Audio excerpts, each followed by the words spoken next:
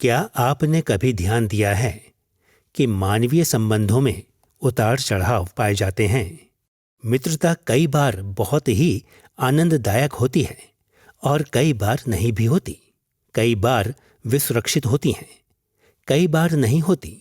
पिछले अध्यायों में हमने देखा है कि पुराने नियम के भविष्यवक्ता लोगों के साथ परमेश्वर की वाचा के दूत थे, और दूत होने के इस कार्य को समझने के लिए हमें यह समझना जरूरी है कि भविष्यवक्ताओं ने इस बात का अनुभव कर लिया था कि इस्राएल और परमेश्वर के बीच के संबंधों में भी उतार चढ़ाव रहे थे।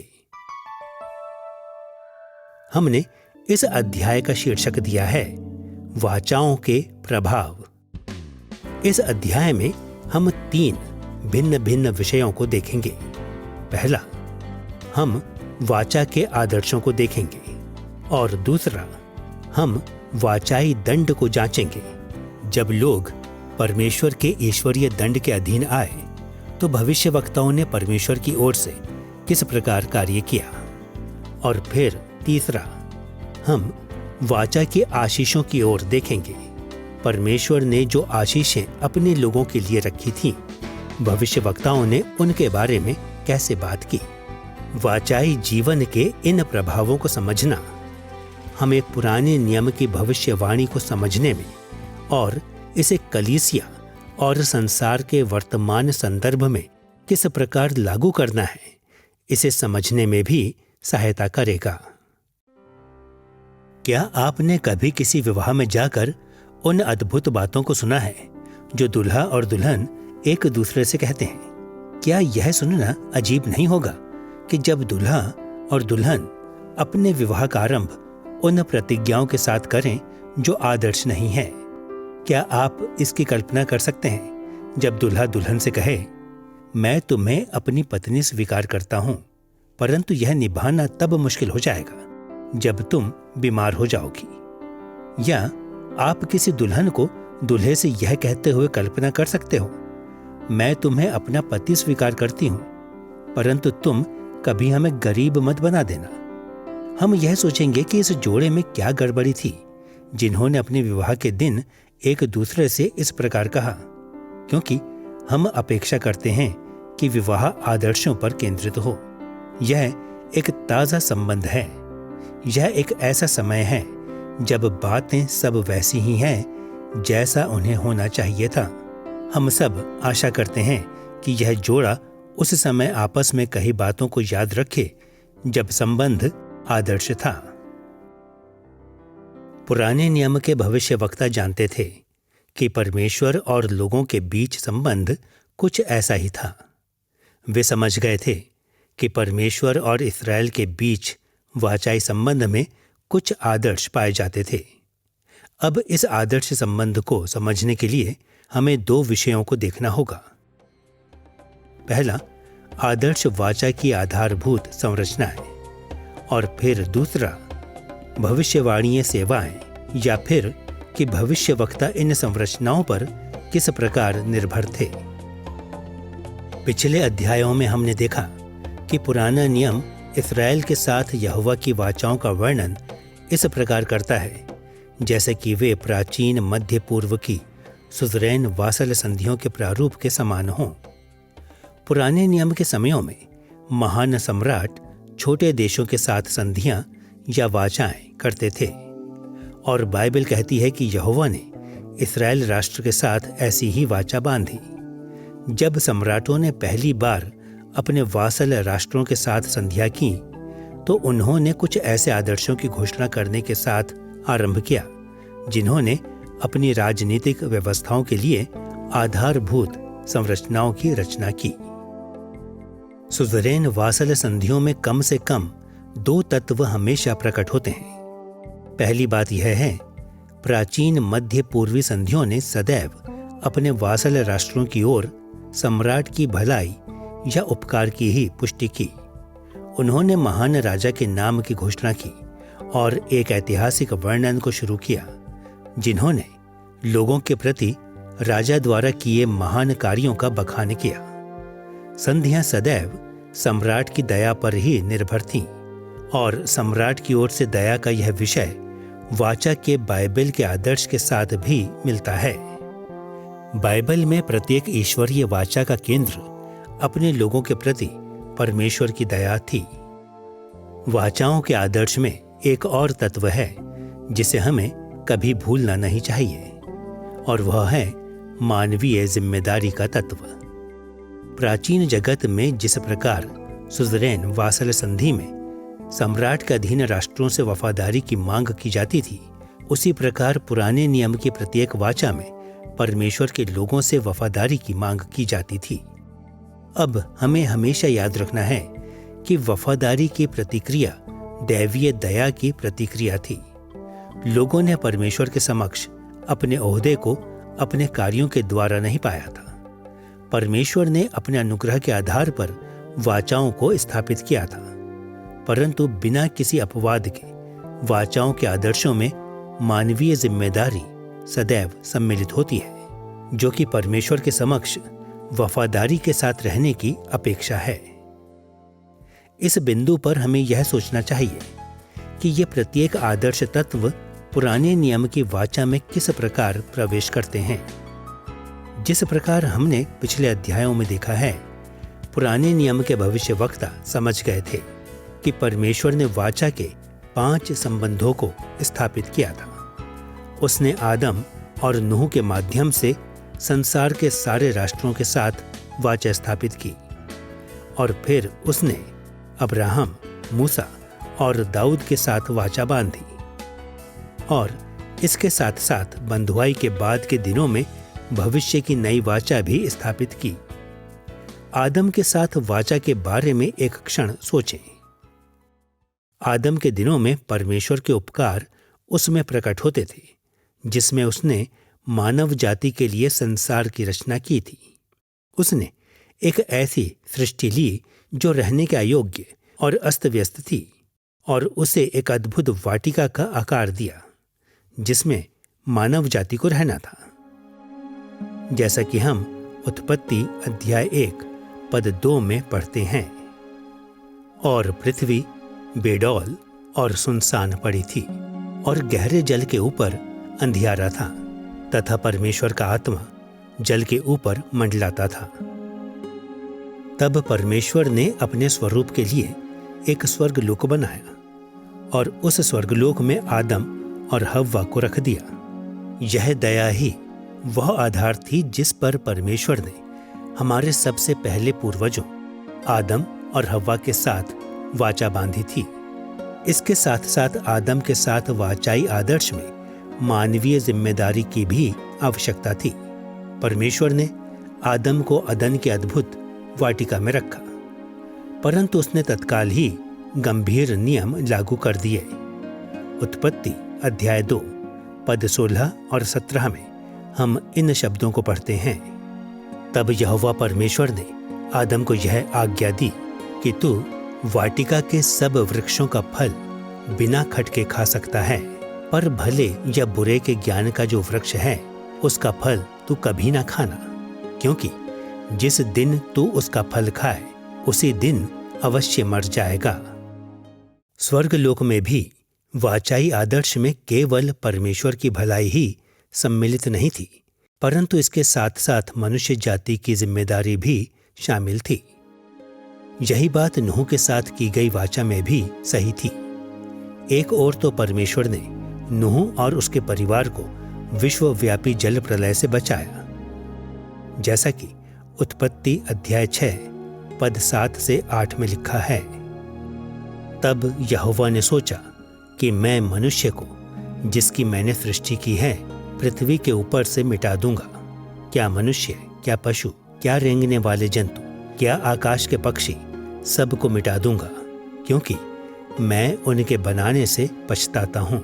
परंतु यहोवा के अनुग्रह की दृष्टि नूह पर बनी रही। नूह की वाचा उस ईश्वरीय अनुग्रह पर निर्भर थी जो किसी योग्यता से नहीं मिलती। फिर भी जो वाचा परमेश्वर ने नूह के साथ स्थापित की, वह मानवीय जिम्मेदारी के साथ ईश्वरीय उपकार और दया को जोड़ती है। जब नूह जल प्रलय के बाद जहाज से बाहर निकला तो परमेश्वर ने कुछ विशेष नियमों की रचना की।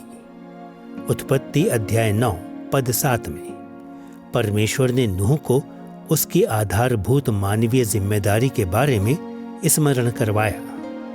और तुम फूलो फलो और बढ़ो और पृथ्वी पर बहुतायत से संतान उत्पन्न करके उसमें भर जाओ। ईश्वरीय अनुग्रह और मानवीय जिम्मेदारी नूह की वाचा में प्रकट होते हैं। आइए अब हम उन विशेष वाचाओं की ओर मुड़ें जो परमेश्वर ने इस्राएल राष्ट्र के साथ स्थापित की थी।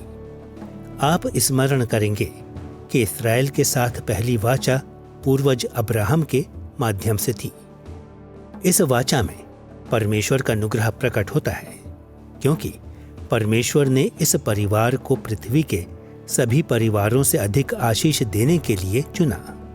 जब परमेश्वर ने उत्पत्ति अध्याय 12 पद 2 से 3 में उससे ये शब्द कहे, तो परमेश्वर ने अब्राहम को असीम अनुग्रह प्रदान किया।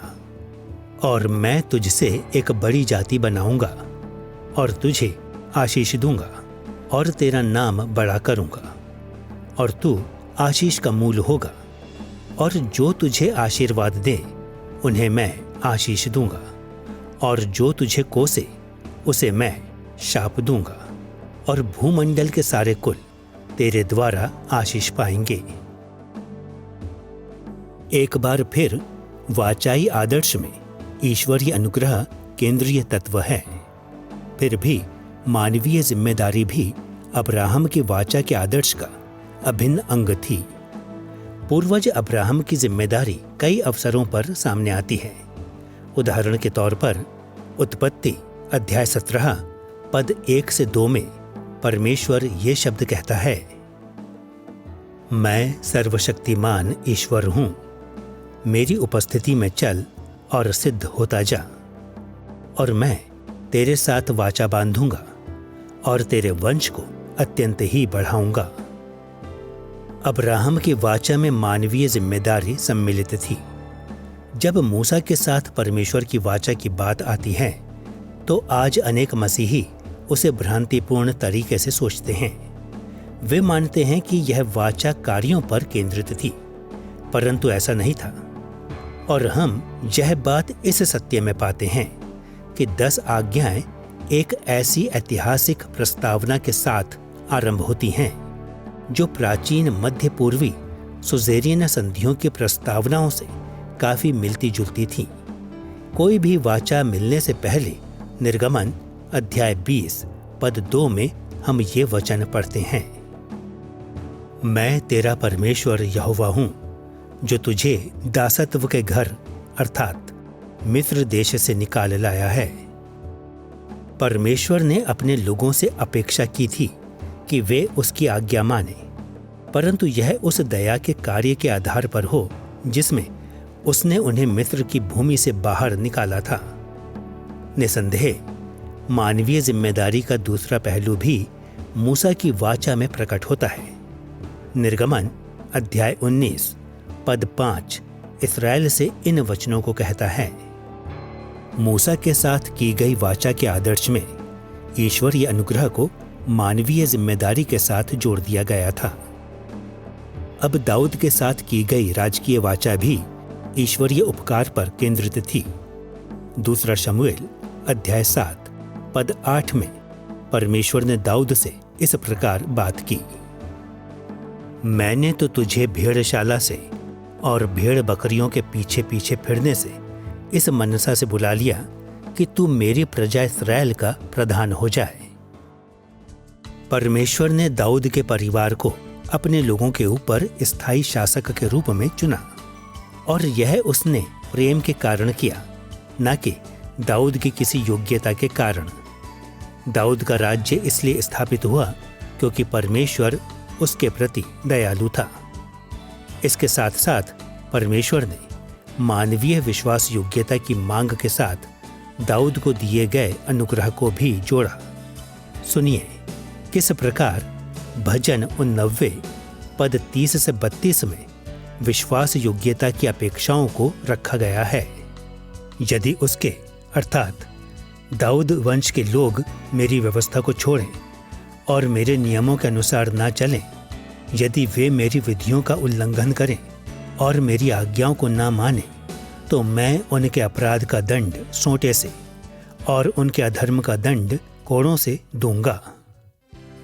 परमेश्वर ने दाऊद के संतानों से उसके अनुग्रह के बदले में उसके प्रति विश्वास योग्य रहने की अपेक्षा की। वाचाई आदर्श के दोनों पहलू, नई वाचा जो भविष्यवक्ताओं ने कहा था कि मसीहा के द्वारा आएगी, में भी प्रकट होते हैं। प्रेरित पौलुस ने इसे संक्षेप में इफिसियों अध्याय 2 पद 8 से 10 में रखा है, क्योंकि विश्वास के द्वारा अनुग्रह ही से तुम्हारा उद्धार हुआ है, और यह तुम्हारी ओर से नहीं वरन परमेश्वर का दान है, और न कर्मों के कारण, ऐसा ना हो कि कोई घमंड करे। मसीह में वाचा का आधार अनुग्रह है।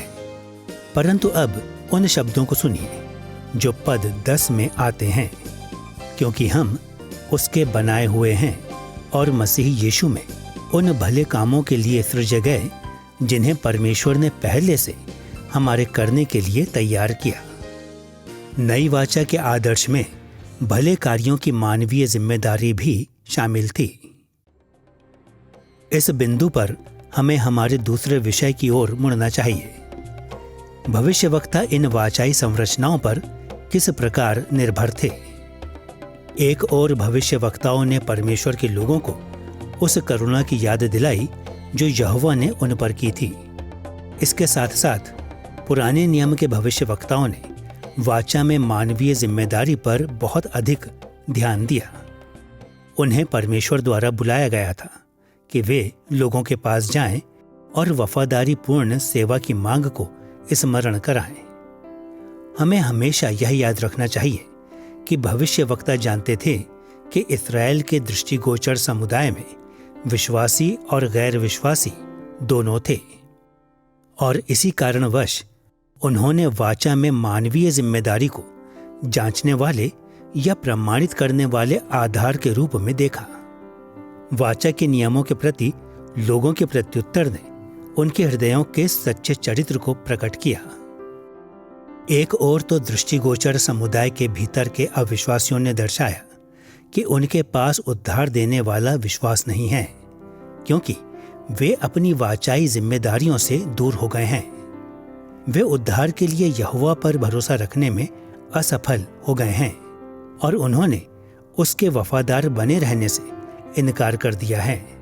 वाचा का उल्लंघन करने वाले ये कुख्यात लोग परमेश्वर के दंड को सहेंगे। दूसरी ओर मानवीय जिम्मेदारी की परख ने उनको भी पहचान लिया जो सच्चाई के साथ अदृश्य वाचाई समुदाय के भाग थे। अब ये वे लोग थे जो अनंत रूप से छुटकारा पाए हुए थे। उन्होंने यहोवा में उद्धार देने वाले विश्वास को क्रियान्वित किया था और वे अनंत जीवन के मार्ग में थे। परंतु सच्चाई यह है कि कई बार इन लोगों को भी भविष्यवक्ताओं ने अपने विश्वास को प्रमाणित करने की चुनौती दी थी, लगभग वैसे ही जैसे नया नियम देता है। प्रकाशित वाक्य अध्याय 2 पद 7 के शब्दों को सुने। जिसके कान हो वह सुन ले कि आत्मा कलीसियाओं से क्या कहता है। जो जय पाए मैं उसे उस जीवन के पेड़ में से जो परमेश्वर के स्वर्गलोक में है फल खाने को दूंगा। इस प्रकार का विषय कि हमें इस बात को प्रमाणित करने के लिए प्रभु की आज्ञा माननी चाहिए और कि हमारे अंदर उद्धार प्रदान करने का विश्वास है। ऐसा विश्वास है जो भविष्यवक्ताओं की सब पुस्तकों में पाया जाता है। अब हमें इस बात के प्रति सचेत रहना होगा कि हम यह ना सोचें कि भविष्यवक्ता केवल इसलिए नियमवादी थे क्योंकि उन्होंने मानवीय जिम्मेदारी पर बल दिया था, परंतु वास्तविकता यह है कि भविष्यवक्ता समझ गए थे कि परमेश्वर का अनुग्रह आज्ञाकारिता और विश्वास योग्यता के हर कार्य के पीछे था। पवित्र शास्त्र की संपूर्ण शिक्षा से हम यह जानते हैं कि जब कभी भी लोग प्रभु के प्रति विश्वास योग्य बनते हैं तो यह इसलिए होता है क्योंकि प्रभु का आत्मा उनके अंदर कार्य करता है। इसके साथ साथ बाइबल प्रायः हमें आज्ञा मानने की जिम्मेदारी की याद दिलाती है।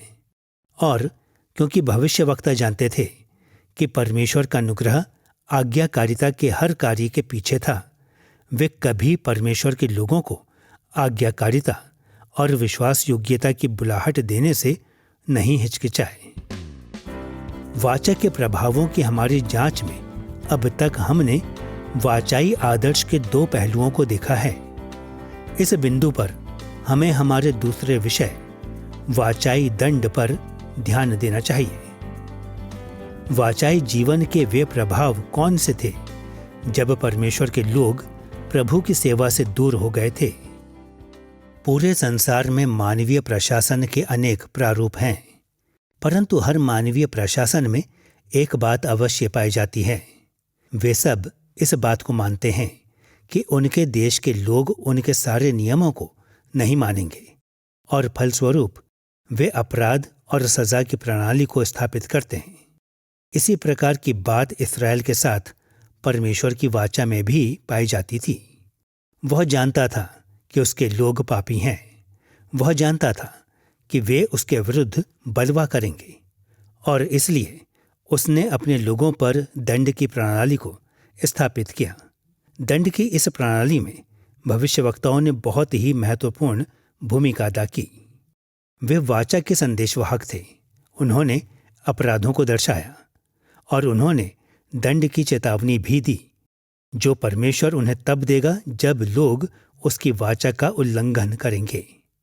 अब यह समझने के लिए कि भविष्यवक्ताओं ने दंड के संदेशवाहकों के रूप में किस प्रकार कार्य किया, हमें वाचाई दंड के उन 2 तत्वों को समझना जरूरी होगा जो परमेश्वर ने अपने लोगों के ऊपर रखे थे।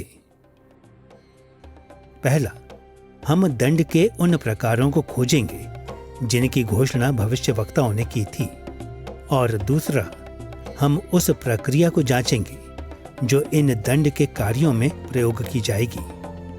आइए पहले हम दंड के प्रकारों पर ध्यान दें जिनकी चेतावनी पुराने नियम के भविष्यवक्ताओं ने उन्हें दी, जिन्होंने यहोवा के साथ अपनी वाचा का जानबूझकर उल्लंघन किया।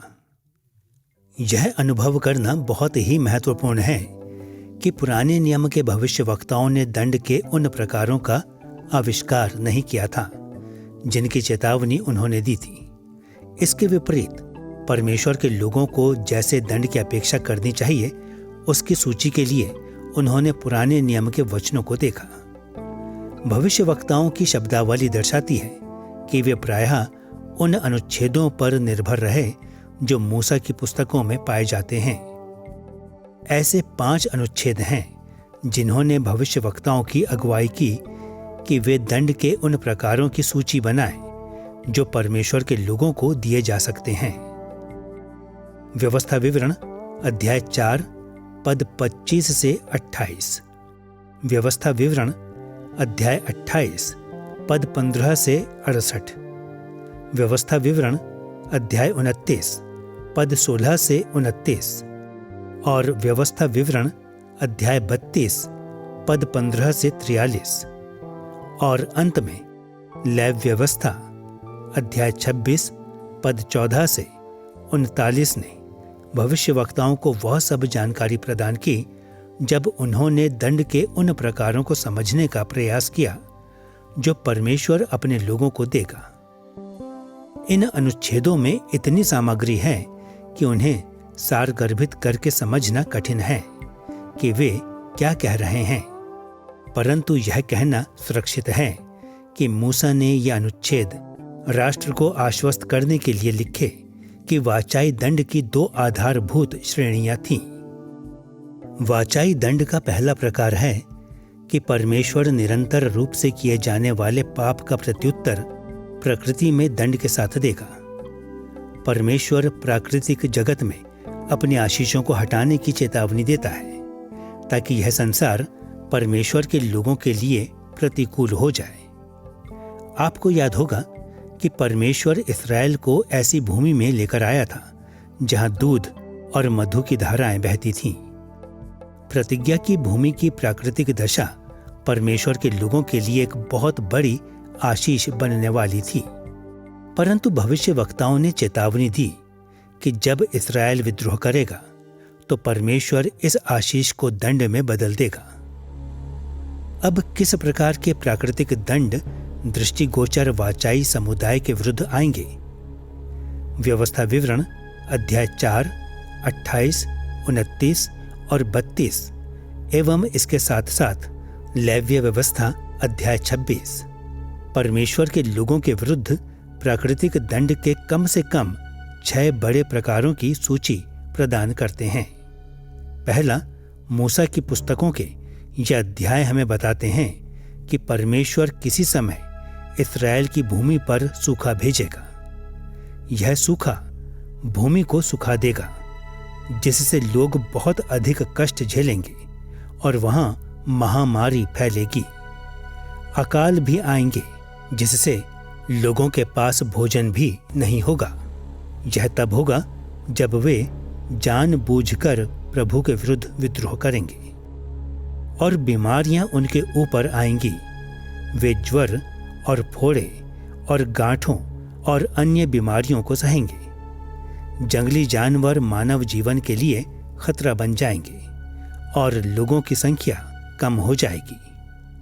प्रतिज्ञा की भूमि में संतानहीनता और असामयिक मृत्यु जानवरों और मनुष्यों की संख्या को कम कर देंगी। भविष्यवक्ताओं ने बार बार इन प्रकारों के वाचाई दंड का उल्लेख किया। उन्होंने प्रायः चेतावनी दी कि परमेश्वर प्रतिज्ञा की भूमि में जीवन को असमंजस में डालने के लिए कुछ प्राकृतिक आपदाएं लेकर आएगा। उदाहरण के लिए सुनिए कि परमेश्वर ने हाग्गै अध्याय 1 पद 9 से 11 में क्या कहा।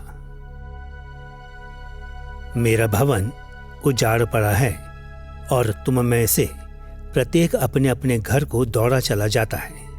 इस कारण आकाश से ओस गिरना और पृथ्वी से अन्न उपजना दोनों बंद हैं। और मेरी आज्ञा से पृथ्वी और पहाड़ों पर और अन्न और नए दाख मधु पर और ताजे तेल पर और जो कुछ भूमि से उपजता है उस पर और मनुष्यों और घरेलू पशुओं पर और उनके परिश्रम की सारी कमाई पर भी अकाल पड़ा है। परमेश्वर ने प्रायः अपने भविष्यवक्ताओं से घोषणा करवाई कि प्राकृतिक आपदाओं के रूप में दंड आने वाला है। प्रकृति में दंड के अतिरिक्त हम यह भी पाते हैं कि भविष्यवक्ताओं ने युद्ध में दंड की घोषणा भी की थी। युद्ध प्रायः प्राकृतिक खतरों को लेकर आता है, जैसे अकाल और बीमारी, परंतु परमेश्वर ने वाचाई दंड के एक प्रकार के रूप में अपने लोगों के विरुद्ध मानवीय शत्रुओं को भेजने की बात भी कही थी। मूसा के लेखनों में युद्ध के कई उल्लेख पाए जाते हैं। व्यवस्था विवरण अध्याय 4, 28, 29 और 32 एवं लेव्य व्यवस्था अध्याय 26 में हम युद्ध में दंड की कम से कम 5 बड़ी श्रेणियां पाते हैं। पहली, परमेश्वर के लोग पराजय का सामना करेंगे। वे अपने शत्रुओं के हमलों के सामने खड़े नहीं रह सकेंगे। दूसरी, उनके नगरों को घेरा जाएगा।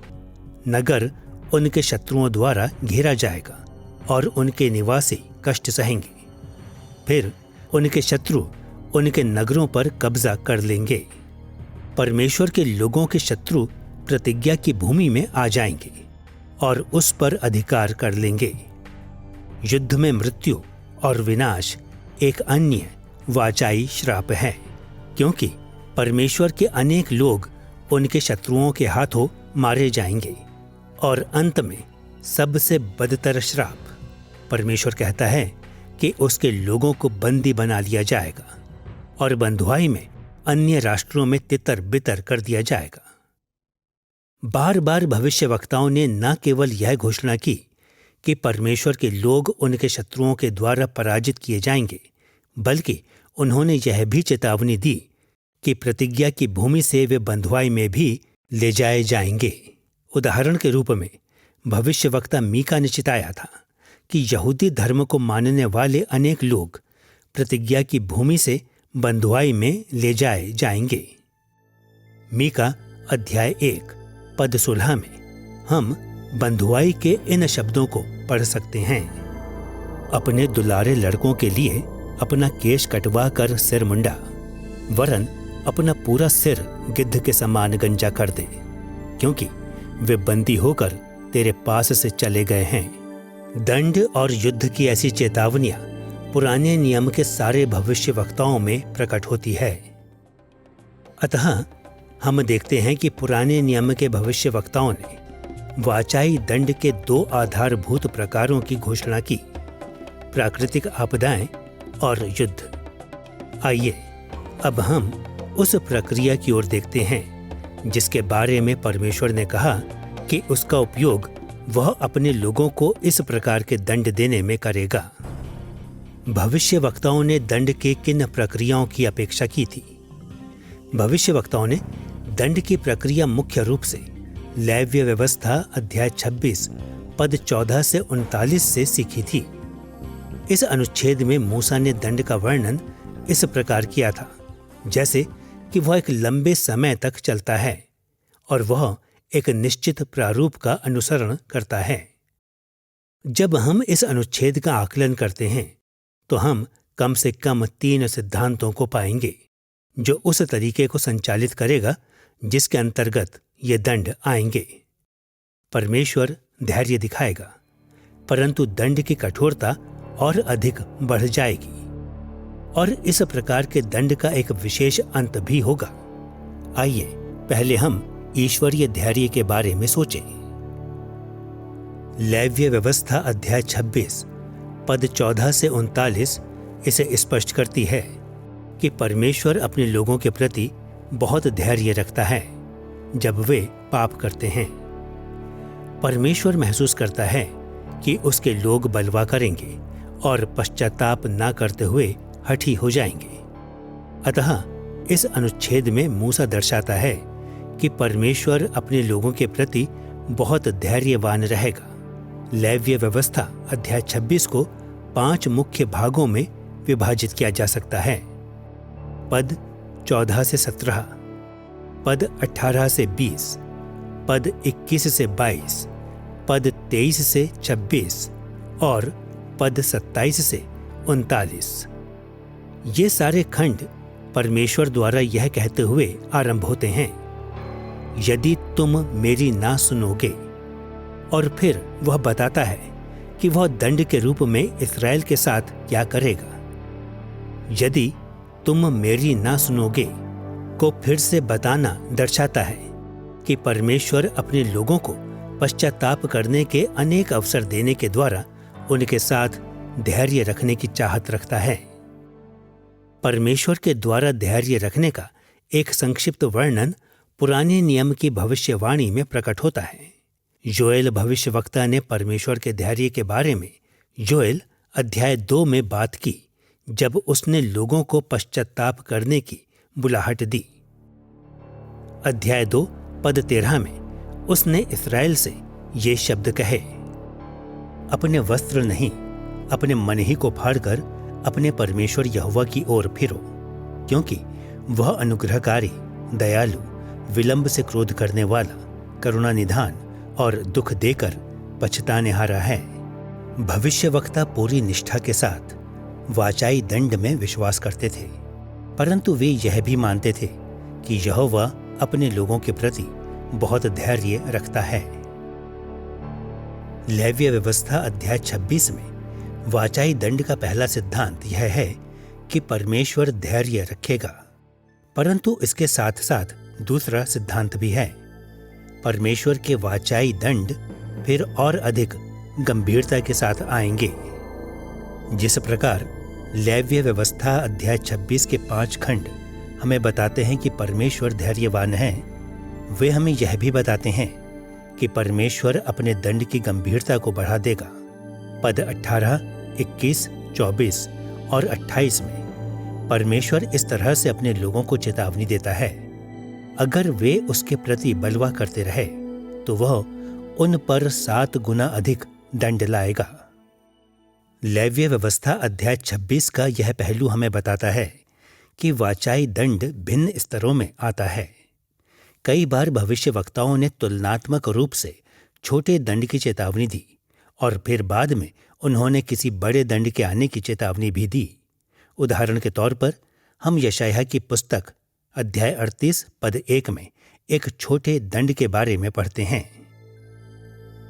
अपने घराने के विषय जो आज्ञा देनी हो वह दे, क्योंकि तू ना बचेगा, मर ही जाएगा। अब मुझे निश्चय है कि हिजकिय्याह ने स्वयं यह सोचा होगा कि यह उसके लिए एक बड़ा वाचाई दंड था, परंतु पूरे राष्ट्र के संदर्भ में यह छोटा था, जहां केवल एक व्यक्ति परमेश्वर के दंड को सहन कर रहा था। परंतु दूसरी ओर जब हिजकिय्याह ने असीरिया के हमलों से चमत्कारिक रूप से छुटकारा पाने के बाद भी स्वयं को यहोवा के प्रति समर्पित करने से इनकार कर दिया, तो यशायाह ने और अधिक गंभीर दंड की घोषणा की। उसने घोषणा की कि एक दिन बेबीलोन के लोग पूरे यहूदा राष्ट्र पर कब्जा कर लेंगे। यशायाह अध्याय 39 पद 6 में हम इन शब्दों को पढ़ते हैं, ऐसे दिन आने वाले हैं जिनमें जो कुछ तेरे भवन में है वह सब बेबीलोन को उठ जाएगा, कोई वस्तु न बचेगी। यह कथन हिजकिय्याह के व्यक्तिगत स्वास्थ्य के बारे में दी गई चेतावनी से कहीं अधिक गंभीर था। यह पूरे राष्ट्र के लिए खतरा था और अनेक भविष्यवक्ता इसी प्रकार के प्रारूप का अनुकरण करते थे। वे बढ़े हुए दंड के बारे में बात करते थे। न केवल हम पाते हैं कि परमेश्वर धैर्य और बढ़ी हुई गंभीरता के साथ वाचाई दंड लाता था, बल्कि हम एक तीसरा सिद्धांत भी पाते हैं। दंड का अंत प्रतिज्ञा की भूमि से बंधुआई में चले जाना है। लेव्य व्यवस्था अध्याय 26 पद 27 से 39 का अंतिम खंड सचेत करता है कि परमेश्वर के लोगों के विरुद्ध आने वाला सबसे गंभीर दंड उनकी भूमि का विनाश और प्रतिज्ञा की भूमि से बंधुआई में जाना होगा। देखिए किस प्रकार मूसा इसे लेव्य व्यवस्था अध्याय 26 पद 33 में रखता है, और मैं तुमको जाति जाति के बीच तितर बितर करूंगा और तुम्हारे पीछे पीछे तलवार खींचे रहूंगा, और तुम्हारा देश सूना हो जाएगा और तुम्हारे नगर उजाड़ हो जाएंगे। पुराने नियम के विश्वासियों के मन में इससे किसी और बुरी स्थिति की कल्पना करना कठिन था। परमेश्वर इस्राएल को प्रतिज्ञा की भूमि पर लेकर आया था, एक ऐसी भूमि जिसमें दूध और मधु की धाराएं बहती थीं, और अब भविष्यवक्ता यह कह रहे थे कि इस भूमि से उन्हें बंधुआई में लेकर जाया जाएगा। जब तक हम बाइबल के अधिकांश भविष्यवक्ताओं की ओर आते हैं, परमेश्वर ने उन्हें पहले ही बार बार चेतावनी दे दी थी कि वह उन्हें उनकी भूमि से बाहर भेजने वाला है। अतः हम भविष्यवक्ताओं को यह घोषणा करते हुए पाते हैं कि बंधुआई शीघ्र ही आने वाली है। उदाहरण के तौर पर आमोस अध्याय 5 पद 26 और 27 में हम इन शब्दों को पाते हैं, तुम तो अपने राजा का तंबू और अपनी मूर्तों की चरणपीठ और अपने देवता का तारा लिए फिरते रहे। इस कारण मैं तुमको दमिश्क के उस पार बंधुआई में कर दूंगा। यद्यपि मूसा ने बंधुआई के खतरे को लेव्य व्यवस्था अध्याय 26 और अनेक अन्य अनुच्छेदों में बहुत ही स्पष्ट कर दिया था, फिर भी इस्राएल के लोगों को इस पर विश्वास करना बहुत कठिन लगा। यह धारणा बहुत प्रचलित थी कि परमेश्वर कभी पूरी तरह से अपने लोगों को नहीं निकालेगा, कम से कम यरूशलेम तो ज्यों का त्यों रहेगा।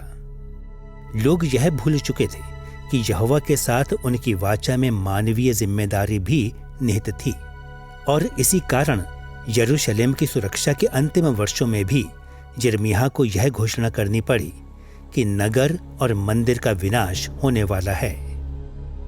यिर्मयाह अध्याय 7 पद 13 से 15 में हम इन शब्दों को पढ़ते हैं, अब यहोवा की यह वाणी है कि तुम जो ये सब काम करते आए हो, और यद्यपि मैं तुमसे बड़े यत्न से बातें करते रहा हूं, तो अभी तुमने नहीं सुना, और तुम्हें बुलाता आया परंतु तुम नहीं बोले।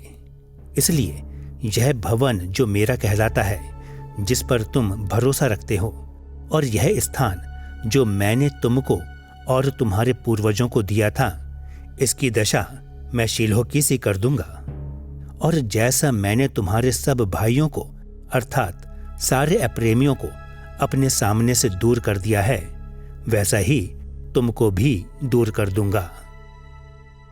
परमेश्वर अपने लोगों के प्रति अनुग्रहकारी, धैर्यवान और दयालु है।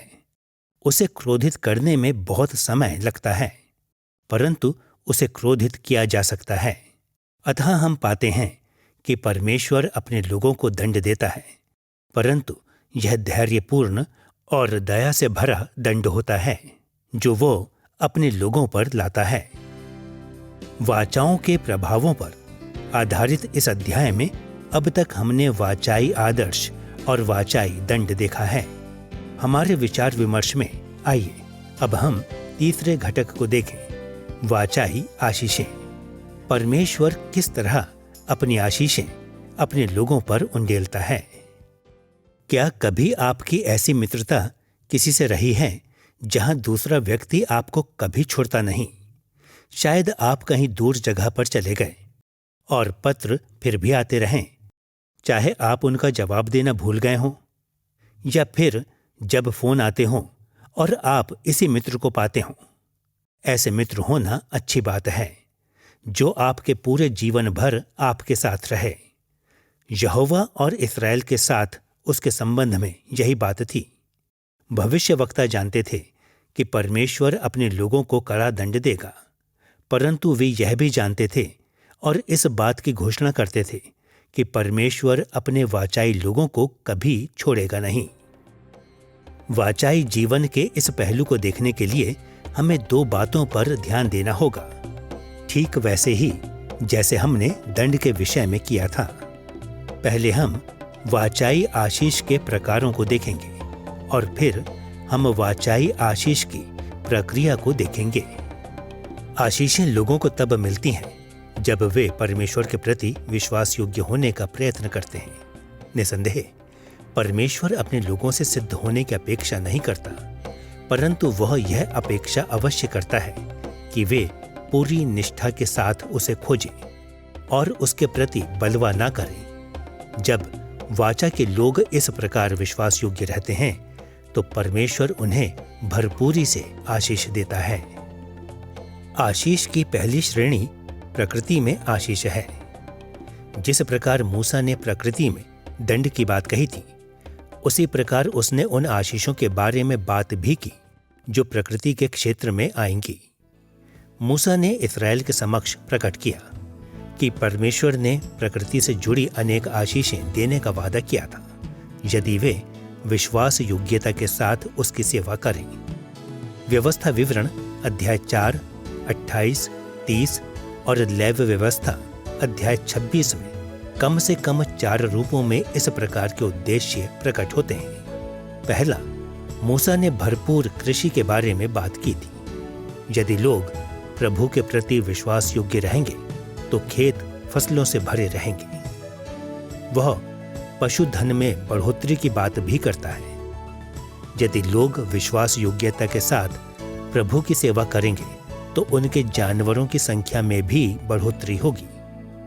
अच्छा स्वास्थ्य और खुशहाली परमेश्वर के लोगों को मिलेगी। वे अच्छे स्वास्थ्य और निरोगी शरीर को प्राप्त करेंगे और इसके अतिरिक्त उनकी जनसंख्या भी बढ़ेगी। इस्राएलियों की संख्या बढ़ जाएगी जिससे वे प्रतिज्ञा की भूमि में भर जाएंगे। प्रकृति में आशीषों की घोषणाओं से हमें अचंभित नहीं होना चाहिए। जब परमेश्वर ने मानव जाति की रचना की थी तो उसने हमें स्वर्गलोक अर्थात अदन की वाटिका में रखा था, परंतु फिर पाप के कारण परमेश्वर ने हमें वहां से निकाल दिया।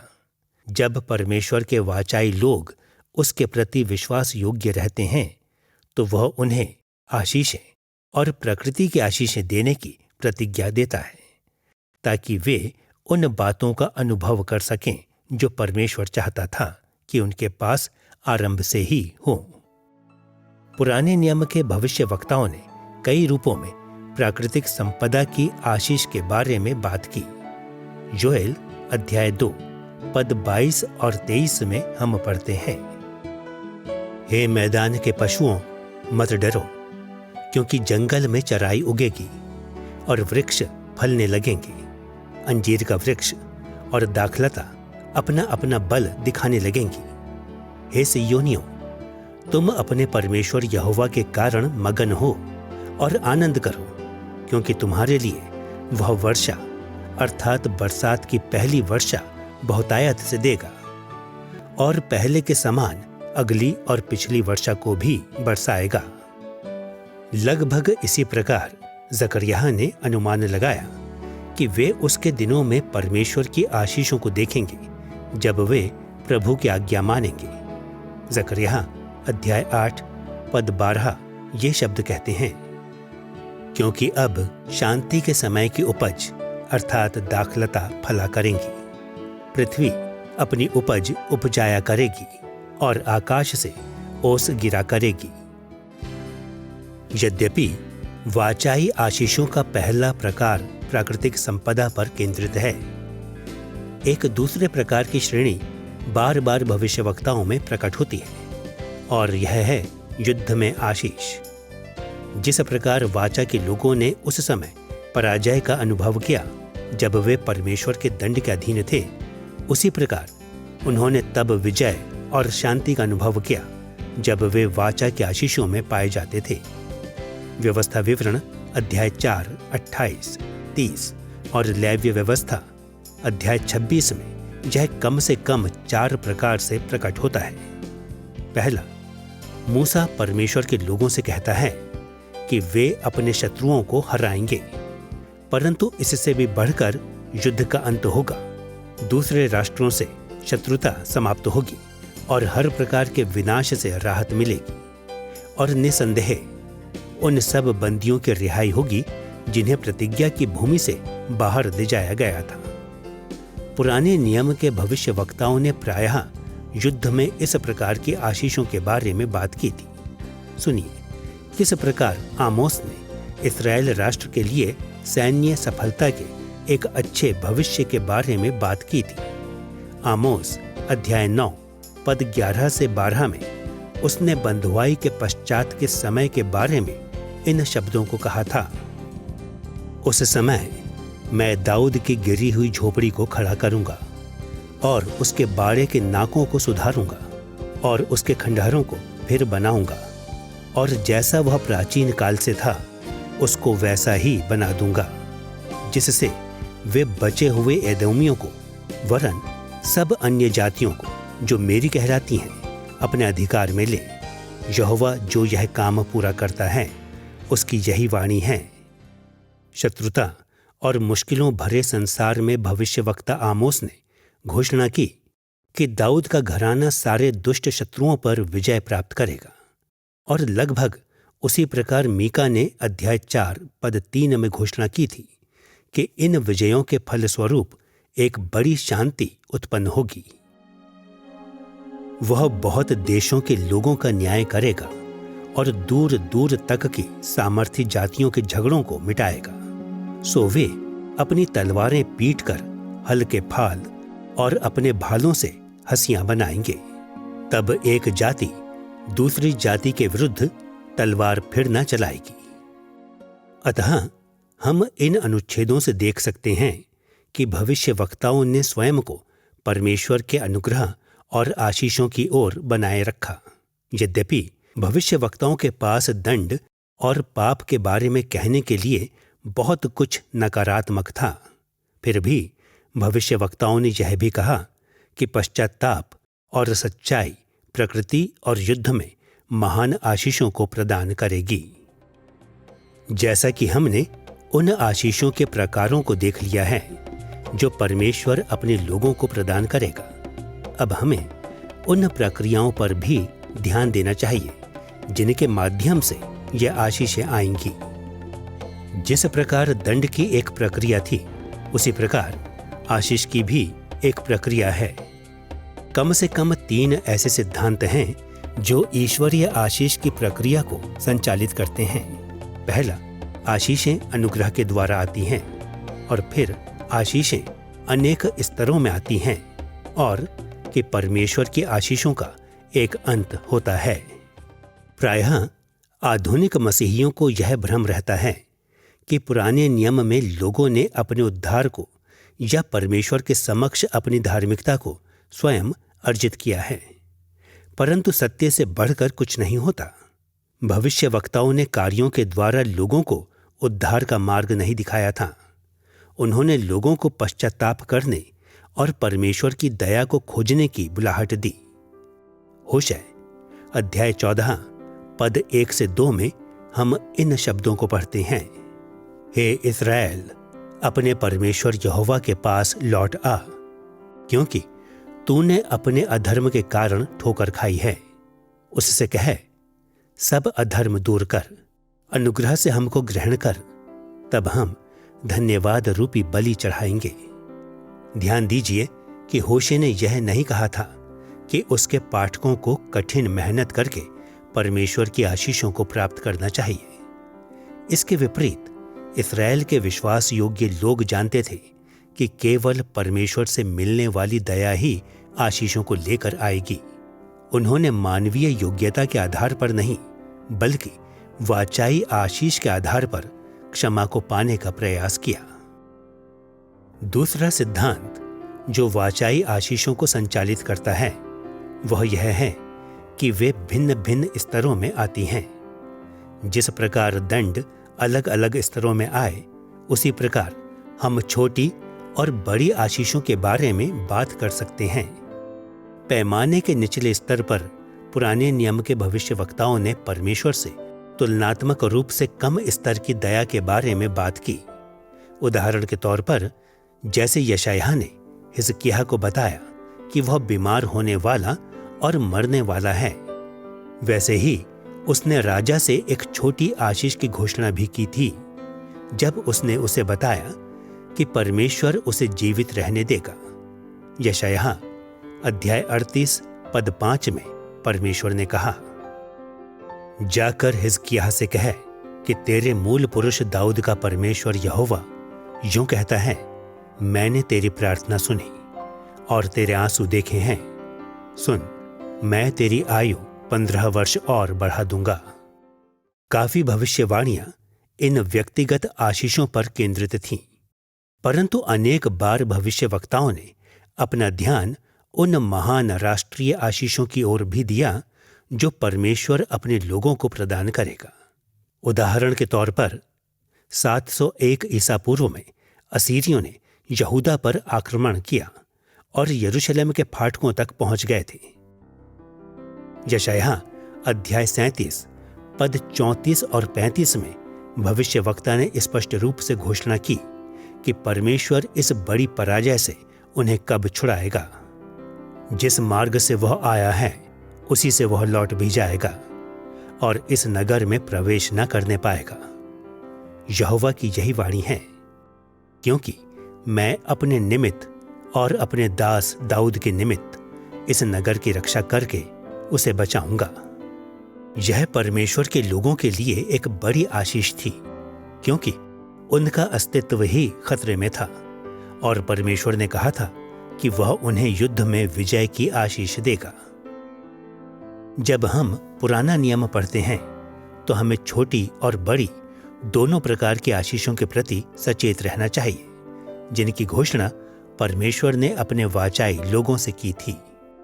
ईश्वरीय अनुग्रह और आशीषों के स्तरों के अतिरिक्त एक तीसरा सिद्धांत भी है जो वाचाई आशीषों को संचालित करता है। वह है बचे हुए लोगों की पुनर्स्थापना। पुराने नियम के भविष्यवक्ता मानते थे कि चाहे कितना भी बड़ा दंड क्यों न आ जाए, फिर भी कुछ बचे हुए लोग अवश्य रहेंगे।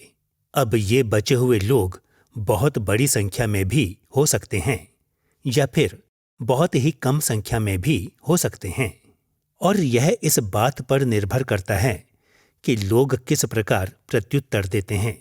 परंतु भविष्यवक्ताओं ने सदैव कहा कि परमेश्वर कुछ विश्वास योग्य लोगों को बचाए रखेगा और उन्हीं लोगों पर आगे का निर्माण करेगा। उदाहरण के तौर पर यिर्मयाह ने कहा कि यरूशलेम पूरी तरह से नाश किया जाएगा, परंतु यिर्मयाह अध्याय 5 पद 18 में वह लोगों को आश्वस्त करता है कि कुछ लोग बचे रहेंगे। तो भी यहोवा की यह वाणी है, उन दिनों में भी मैं तुम्हारा अंत ना करूंगा। कुछ लोगों का बचे रहना महत्वपूर्ण है, क्योंकि इन बचे हुए लोगों से ही परमेश्वर ने अपने लोगों के लिए सबसे बड़ी आशीष लाने की प्रतिज्ञा की थी। लेव्य व्यवस्था अध्याय 26 से हम पहले ही देख चुके हैं कि वाचा की ओर से सबसे बड़ा श्राप था प्रतिज्ञा की भूमि से निकलकर बंधुआई में चले जाना। परंतु लेव्य व्यवस्था अध्याय 26 पद 40 से 45 और व्यवस्था विवरण अध्याय 4 एवं अध्याय 30 में परमेश्वर ने प्रतिज्ञा की थी कि वह कुछ लोगों को बचाए रखेगा, उन बचे हुए लोगों को वापस प्रतिज्ञा की भूमि में लाएगा और पहले से भी अधिक आशीषें देगा। सुनिए किस प्रकार मूसा इस विषय को व्यवस्था विवरण अध्याय 30 पद 4 और 5 में रखता है। चाहे धरती की छोर तक तेरा बरबस पहुंचाया जाना हो, तो भी तेरा परमेश्वर यहोवा तुझको वहां से ले आकर इकट्ठा करेगा और तेरा परमेश्वर यहोवा तुझे उसी देश में पहुंचाएगा जिसके तेरे पुरखा अधिकारी हुए थे, और तू फिर उसका अधिकारी होगा और वह तेरी भलाई करेगा और तुझको तेरे पुरखाओं से भी गिनती में अधिक बढ़ाएगा। बचे हुए लोगों की पुनर्स्थापना का यह विषय सभी भविष्यवक्ताओं में पाया जाता है।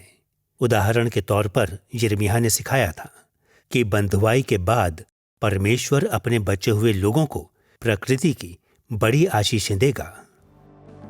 यिर्मयाह अध्याय 23 पद 3 में यिर्मयाह ने परमेश्वर की ओर से ये शब्द कहे, तब मेरी भेड़ बकरियां जो बची हैं उनको मैं उन सब देशों में से जिनमें मैंने उन्हें बरबस भेज दिया है स्वयं ही उन्हें लौटा लाकर उन्हीं की भेड़शाला में इकट्ठा करूंगा और वे फिर फूलें फलेंगी।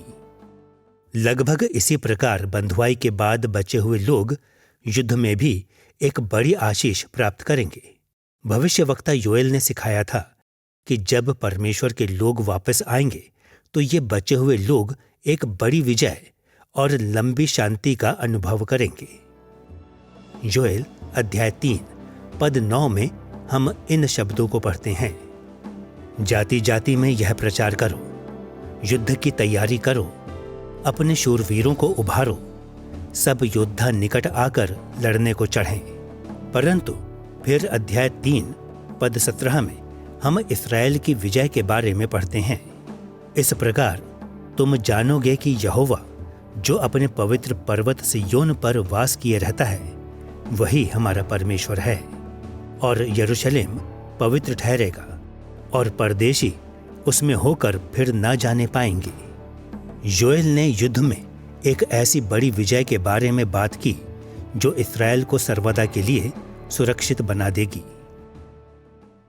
पुराने नियम के सभी भविष्यवक्ताओं ने परमेश्वर के लोगों के बचे हुओं की पुनर्स्थापना की आशा की थी।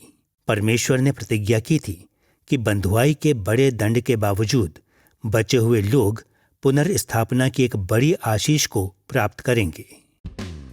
इस अध्याय में हमने यह देखा है कि किस प्रकार भविष्यवक्ताओं ने वाचाओं के प्रभावों को देखा था, और हमने 3 मुख्य विषय देखे हैं। पहला, ईश्वरीय अनुग्रह और मानवीय जिम्मेदारी के आदर्श, और फिर हमने यह भी देखा है कि किस प्रकार भविष्यवक्ताओं ने व्यक्तिगत स्तर से लेकर पूरे राष्ट्र की बंधुआई के स्तर तक दंड की चेतावनी दी थी। और फिर अंत में हमने यह भी देखा है कि परमेश्वर अपने लोगों को छोटे रूपों में और फिर बचे हुए लोगों के जरिए छुड़ाएगा और बंधुआई के बाद एक बड़ी पुनर्स्थापना करेगा। इन विषयों अर्थात इन प्रभावों ने पुराने नियम के सभी भविष्यवक्ताओं को वह सब कहने में अगुवाई दी थी जो उन्होंने कहा था। और जब हम पुराने नियम के भविष्यवक्ताओं को पढ़ते हैं तो हमें इन्हीं विषयों से अगुवाई प्राप्त करनी चाहिए।